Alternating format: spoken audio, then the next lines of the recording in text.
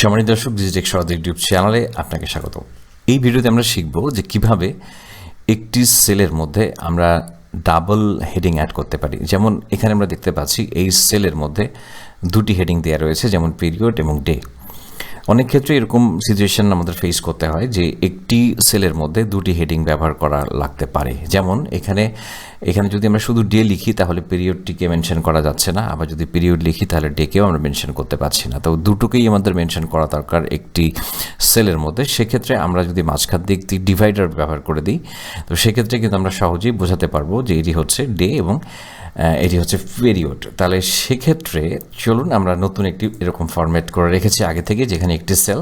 তো কিভাবে আমরা সেই কাজটি করব, তো এই জন্য আমি এটি একটু বোল্ড করে নিলাম। যাই হোক, এখন আমরা প্রথমে যে সেলের মধ্যেই এই ধরনের ডাবল হেডিং অ্যাড করব, সেখানে আমরা প্রথমে লিখে নেব যেটি উপরে দিতে চাই সেটি। সাপোজ আমি এখানে লিখে দিলাম পিরিয়ড, এবং এরপর কিবোর্ড থেকে অল্টার এন্টার কি প্রেস করতে হবে, অল্টার এন্টার কি। এরপর আমি একটু স্পেস দিয়ে ডান পাশের দিকে এই জায়গাটার মধ্যে লিখে দিচ্ছি ডে। ওকে, এটি লিখে নিলাম। তাহলে মোটামুটি এদিক দিয়ে একটা আমাদের রেখা চলে আসবে। এটাকে আমি একটু বোল্ড করে নিলাম, এবং এরপর এখান থেকে চলে যাব অ্যালাইনমেন্টে। অ্যালাইনমেন্ট থেকে এখানে আসতে হবে বর্ডারে, এবং বর্ডার থেকে আমরা এই অপশনটি চুজ করে নেব। এই অপশনটি চুজ করে এবার এখান থেকে আমি দিয়ে দিচ্ছি রেড কালার। এবার আবার এখানে ক্লিক করছি, এখানে ক্লিক করতে হবে। এরপর ওকে বাটনে ক্লিক করি, তাহলে দেখা যাচ্ছে যে আমাদের এখানে একটা রেড লাইন। এটি অপশনাল, আপনার পছন্দ হলে দেবেন।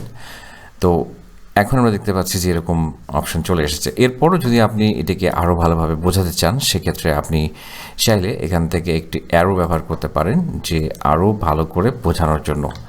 এখানে একটা অ্যারো শিট দিয়ে একটি অ্যারো দিয়ে দিতে পারেন। অ্যারোটি আপনি যে কোনো কালার ব্যবহার করতে পারেন। শেপের আউটলাইনটাকে একটু মোটা করে দিতে পারেন, আপনার যেটি ভালো লাগে এভাবে দিতে পারেন।